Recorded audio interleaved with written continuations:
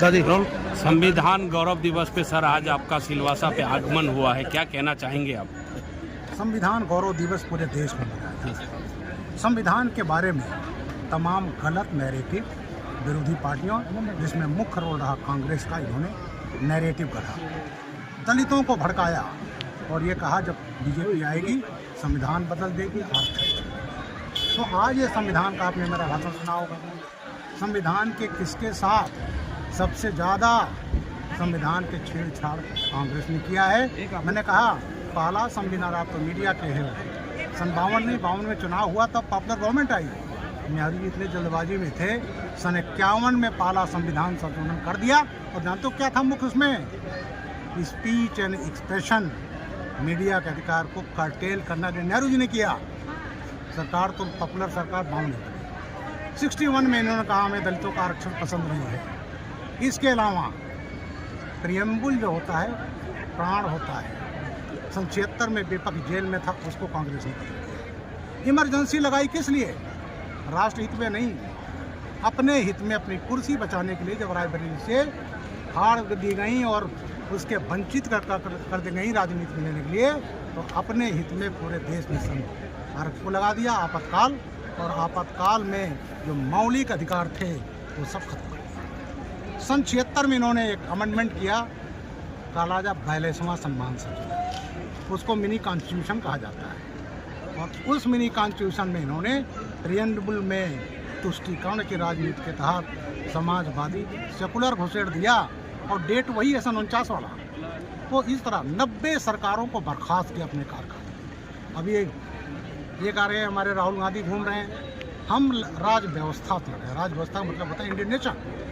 Indian nation मतलब आप लड़ रहे हैं, उसमें न्यायपालिका है, कार्यपालिका है, विधायिका है, 140 करोड़ भारतीय है, तो वो लड़ रहे हैं। इससे तो खुलेआम बोल रहे हैं। अभी वहाँ गए अमेरिका तो बोले हम आएंगे तो संविधान ये आरक्षण बदल। सर संविधान गौरव अभियान जो बीजेपी चला रही है, संविधान में पूरे भारत की संरचना आधारित है। हाँ, और पूरा सभी पार्टियां अपने को मसीहा बोलती हैं। हम भी संविधान के मसीहा हैं। जी हाँ। आज के डेट में भारतीय जनता पार्टी को संविधान गौरव अभियान की जरूरत क्यों पड़ी है? और दलित का उत्थान क्यों नहीं हो रहा है? सिर्फ दलित का उत्थान बहुत हुआ है, मैं बता रहा हूँ। ये संविधान लागू है कौन सा वर्ष है? 75 वर्ष। तो ये बहुत बड़ा ऐतिहासिक मौका है कि संविधान लागू हुए 75 वर्ष हो गए। सबसे बड़ा लिखित संविधान है पूरे विश्व का और सबसे मजबूत दुनिया के संविधान ढूंढ लीजिए, कोई 20-25 वर्ष से ज़्यादा नहीं चलता। तो भारत का संविधान बाबा साहब के लिखा 75 वर्ष हो गए, तो 75 वर्ष पर यह संविधान गौरव दिवस ज़रूरी था। और मोदी जी ने, बाकी पार्टियों तो नहीं किया। 26 नवंबर 2015 को मोदी ने क्या मनाया? संविधान गौरव दिवस। क्यों? 26 नवंबर 1949 को बाबा साहब ने संविधान तैयार हुआ। वो राजेंद्र प्रसाद जी जो संविधान सभा को उनको सौंपा, कांग्रेस उनको सम्मान नहीं दिया। जब मोदी जी ने कहा इसको मनाया जाए नवंबर 26, उनको क्या ज़रूरत है? 26 जनवरी तो मना ही रहे। फिर बाबा साहब को संविधान देने के लिए 26 नवंबर को हर साल संविधान दिवस मनाया जाता है। तो ये लोग बात कुछ करते हैं, करते कुछ हैं। संविधान विरोधी ये, मैंने कहा दलितों का आरक्षण अलीगढ़ मुस्लिम यूनिवर्सिटी में यूपी लाने वाला हूँ, आज तक नहीं मिला है। और इंदिरा गांधी ने 81 में कानून बना दिया कि दलितों का आरक्षण नहीं, जामिया मिलियम नहीं मिलता। तो इस तरह से आरक्षण को छीनने वाले ये 90 बार इन्होंने प्रेसिडेंट रूल लगाकर सरकारें बर्खास्त की। आप बात क्यों लगाए? अपनी कुर्सी बचाने के लिए। 1 लाख से ज़्यादा लोग मीसा डीआर में डाल दिए गए। तो आज 75 वर्ष है, इसलिए देश के प्रत्येक लोगों को जानना चाहिए संविधान क्या है, संविधान किसने लिखा। नहीं, इसलिए सर, इसलिए जरूरी रहा कि दादरा नगर हवेली दमन दीव दलित और आदिवासी बहुल विस्तार, बिल्कुल, इनके लिए संविधान बहुत बड़ा एक मायने रखता है। इनके लिए किसी ईश्वर से कम नहीं, इनका हित होना चाहिए। इनको क्या संदेश, अंत में क्या मैसेज देना? बिल्कुल, उनका हित जो है सर्वोपरि है। इस सरकार में आफ्टर ऑल 80 करोड़ लोगों को राशन तो कभी कांग्रेस ने दिया नहीं। कभी उनके लिए आज 4.5 करोड़ मकान मिल चुके हैं, किसी दिया नहीं। मैं भी एक गरीब किसान का बेटा हूँ और मैं जब IPS हो गया तो मेरा कच्चे से पक्का मकान बन गया। तो आज कोई मजदूर करता है 2 टाइम की रोटी के लिए, वो कभी नहीं सोचता उसके छत पर पक्की छत है। और ये छत क्या है, किसने दिया है? शौचालय। हमारी बहन बेटियां को ओपन जाना पड़ता था, अंधेरे का इंतजार करती, किसने दिया? जनधन खाता बड़े लोगों का होता था। आज खाता खुल गया तो जो भी पैसा आता है वो 100 रुपया, जो राजीव गांधी कहते थे 100 रुपया भेजता हूँ 15 रुपया पहुँचता है, यहाँ 100 रुपया। बहुत बहुत धन्यवाद। सभी को नमस्कार। भारत माता की।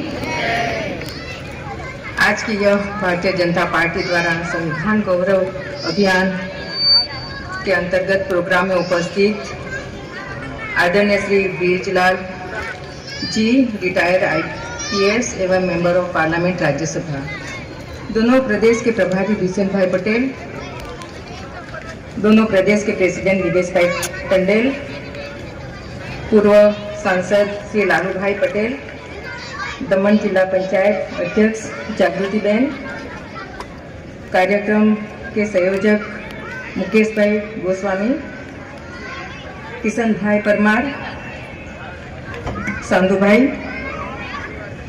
आज का यह दिन बहुत अत्यंत दिन है हमारे लिए। वैसे दीपेश भाई ने आपको बताया है कि हमारे जीवन में हमारे देश के लिए क्या महत्व है। भारतीय संविधान का जो महत्व सभी को पता है। साथ साथ में हम उन महानायकों का सम्मान करने का अवसर भी मिलता है जिन्होंने हमारे देश एक सशक्त लोकतांत्रिक और न्यायपूर्ण समाज में अपना अभूतपूर्व योगदान दिया होगा। इस ऐतिहासिक दिन 26 नवंबर 1949 को भारतीय संविधान का औपचारिक रूप से अंगीकार किया गया था। 26 जनवरी 1950 को यह पूरी तरह से लागू किया गया। यह संविधान हमारे देश के हर नागरिक को अधिकार और कर्तव्य प्रदान करता है। यह हमें समानता, स्वतंत्रता, बंधुता, न्याय जैसे मौलिक मूल्यों की ओर अग्रसर करता है। इस अवसर पर यह हमारा कर्तव्य है कि हम डॉक्टर भीमराव अंबेडकर जी का स्मरण करें, जिन्हें भारतीय संविधान का मुख्य शिल्पकार कहा गया है। डॉक्टर अंबेडकर जी का एक अद्भुत व्यक्तित्व था।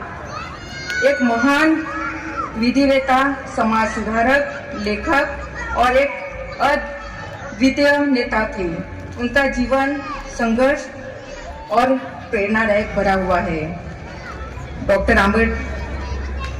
अंबेडकर जी ने बचपन में ही जातिगत भेदभाव और सामाजिक अन्याय का सामना किया है, लेकिन उन्होंने अपनी शिक्षा, दृढ़ निश्चय से उन बाधाओं को पार किया।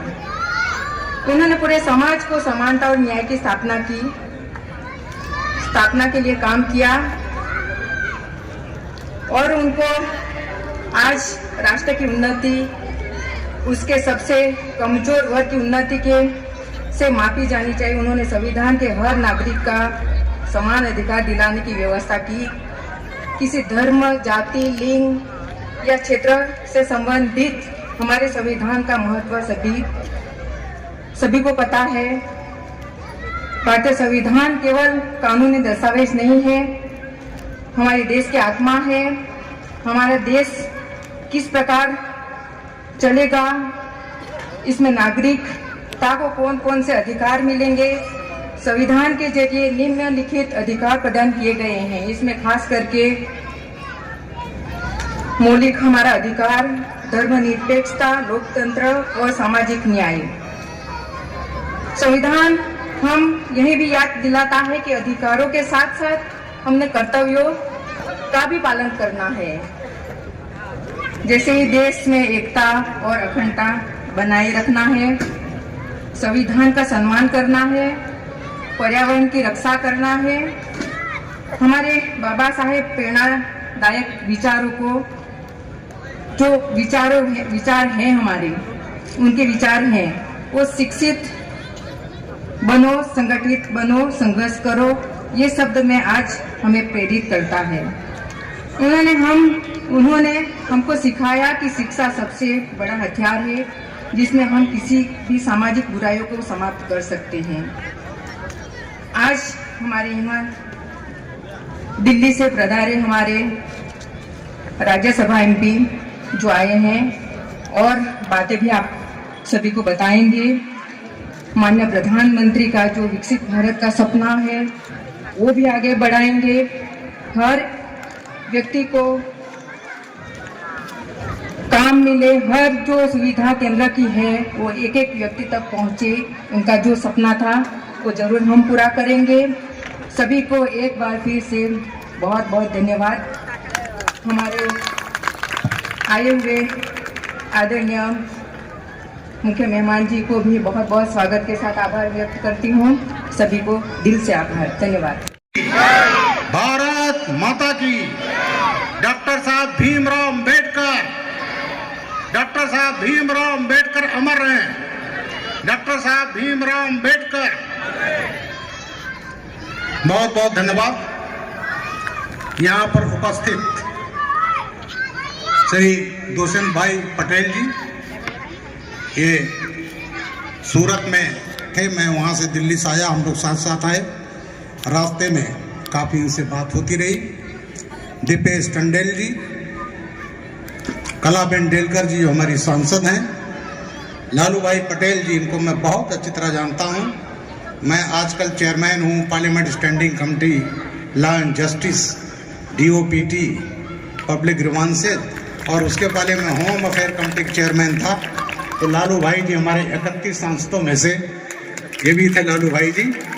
और मैंने इनके कहने पर अपना एक प्रोग्राम बनाया था, दीव सोमनाथ बॉम्बे इसका। तो इसे हमारे लालू भाई जी, जागृति बेन पटेल जी, ये जिला पंचायत अध्यक्ष हैं, किशन परमार जी, शांतो पुजारी जी जिलाध्यक्ष, अशोक भाई प्रभारी SC मोर्चा, अस्पीद दमानिया जी, और यहाँ पर उपस्थित सभी भाइयों बहनों बच्चों। मैं थोड़ा सा परिचय अपने बारे में देता हूँ कि मैं देखता हूँ ज़्यादातर यहाँ अनुसूचित जाति के, दलित, आदिवासी, पिछड़े लोग हैं। आप लोग समझते हो कि मैं उत्तर प्रदेश का DGP रहा। उत्तर प्रदेश की पॉपुलेशन जानते हो कितनी है? 25 करोड़, और 77 जिले हैं। हमारी फोर्स है 3.5 लाख, 450 IPS ऑफिसर है। तो मैं उस फोर्स का मुखिया रहा, कमांडर रहा। तो लोग समझते होंगे जब मैं DGP हुआ 2011 अक्टूबर में, तो मीडिया ने समझा होगा इतने बड़े फोर्स का कमांडर, जो देश में सबसे बड़ी संगठित फोर्स है उत्तर प्रदेश, तो किसी बड़े घर का होगा, मुंह में चांदी का चम्मच लेकर पैदा हुआ होगा। तो मीडिया ने पूछा कि सर आपकी पढ़ाई किस कॉन्वेंट से शुरू हुई थी? मैंने कहा कॉन्वेंट नहीं, मैं तो पेड़ के नीचे पढ़ा हूँ। तो अखबार में निकला, एक हमारे महुआ का पेड़ होता है यहाँ, महुड़ा बोलते हैं शायद, तो अखबारों में आया भूला नहीं हूँ महुआ तले पढ़ाई। तो मैं उस वातावरण में, और मैं इसलिए इसको बोलता हूँ जिससे यहाँ के लोगों को एक प्रेरणा मिले। मेरा स्कूल का पहला दिन था 17 नवंबर 1960। मेरा घर है सिद्धार्थ नगर, गौतम बुद्ध जी की जन्मस्थली। इधर कपिल वस्तु, उधर नेपाल में लुम्बिनी। मेरा घर नेपाल बॉर्डर पर 5 किलोमीटर है। तो वहाँ मैं जन्म हुआ।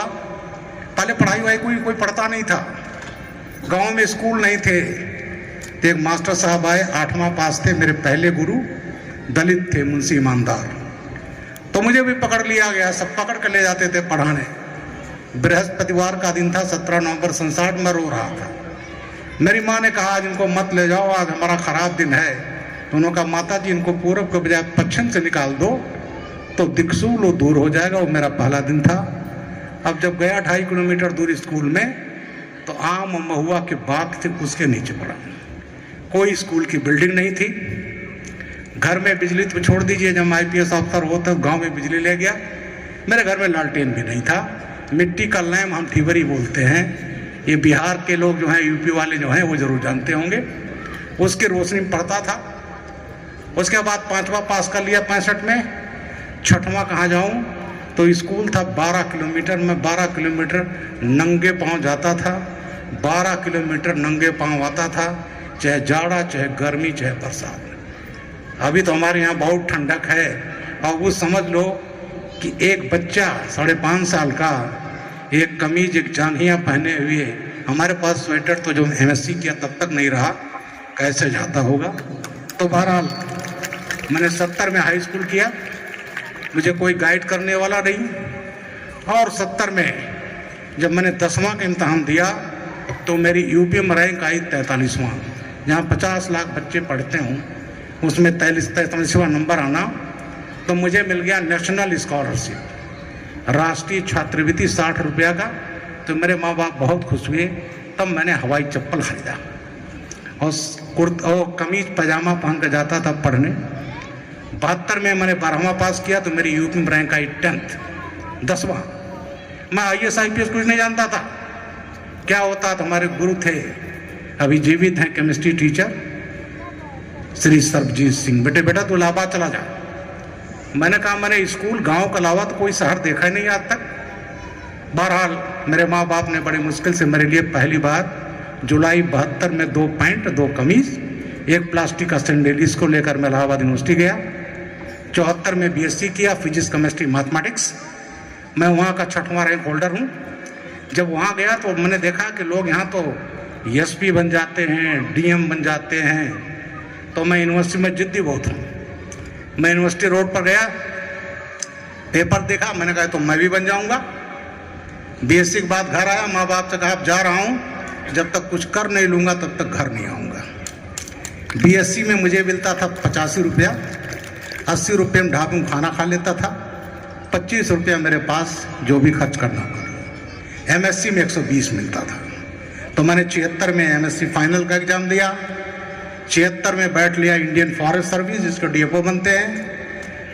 MSc मेरा फर्स्ट क्लास आया। अक्टूबर 76 में तुरंत दे दिया सिविल सर्विस, और मैंने ऑप्शन IAS नहीं रखा था, IPS। और मैं नवंबर 76 में ठीक 22 बरस का था तो मैं IFS अफसर हो गया। जब IFS हो गया तब मैं अपने गांव गया, फॉरेस्ट अकेडमी देहरादून गया। 4 महीने बाद IPS हो गया। तो ये मेरी कहानी मैं इसलिए कहता हूँ कि इन बच्चों को, अरे जब एक नंगा पाँव वाला बच्चा यहाँ आ सकता है तो अब तो तमाम सुविधाएं मिल रही हैं। मोदी जी ने शिक्षा पर जो ध्यान दिया है, शिक्षा पर अब तो राशन भी मिल रहा है, मिड डे मील मिल रहा है।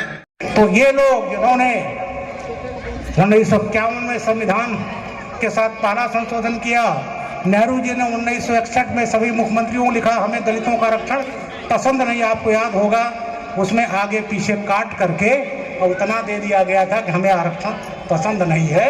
ये जैसे अभी मैं उसमें था जब अमित शाह के बारे में आगे पीछे काट करके, और वो पूरे देश में इन लोगों ने चलाया। इतने झूठे लोग हैं। तो ये लोग, नेहरू जी ने, इंदिरा जी आई, अलीगढ़ यूनिवर्सिटी है। संविधान जो अभी आप इलेक्शन जब था तो एक नैरेटिव बढ़ा गया, क्या संविधान बदल दिया जाएगा। आज भी राहुल गांधी एक लाल किताब लिए घूमता है, उसको कुछ नहीं मालूम इसके अंदर लिखा क्या है। संविधान बदल देंगे, आरक्षण छीन लेंगे। अरे अभी राहुल गांधी ने अमेरिका में जाकर क्या कहा था, हमारी सरकार आएगी तो आरक्षण बदल देंगे। ये तो है, अभी बात है। उसके बाद अभी राहुल गांधी ने भी 1 हफ्ते पहले कहा कि हम का संशोधन, ये भी मोदी जी, अमित शाह जी लाए 2019 में। इसमें क्या फायदा हुआ दलितों को? जोगेंद्रनाथ मंडल का बता चुका। मंडल जी बड़े शान से चले गए, लेकिन जब वहाँ दलितों पर अत्याचार, उनके वजह से दलित नहीं आए, खासकर पूर्वी बंगाल जो बांग्लादेश है। और वहाँ पर जब वहाँ, तो मैं बताना चाहूँगा कि 1946 में अंग्रेजों ने चुनाव कराए संविधान सभा का, उसको कहते हैं कॉन्स्टिट्यूएंट असेंबली।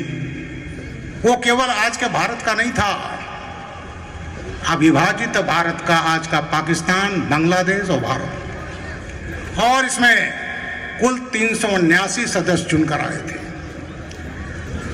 लेकिन जब बंटवारा हो गया तो भारत के हिस्से में 299 आए और 70 सदस्य राजाओं महाराजाओं ने नामित किया था।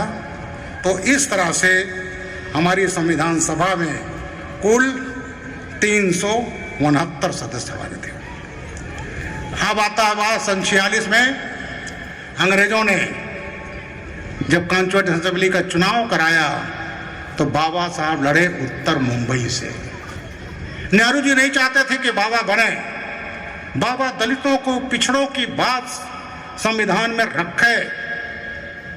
तो बीजी खेर उस समय मुंबई प्रेसिडेंसी के प्रधानमंत्री कहलाते थे। 3 प्रेसिडेंसी थी, मद्रास, बॉम्बे, कलकत्ता।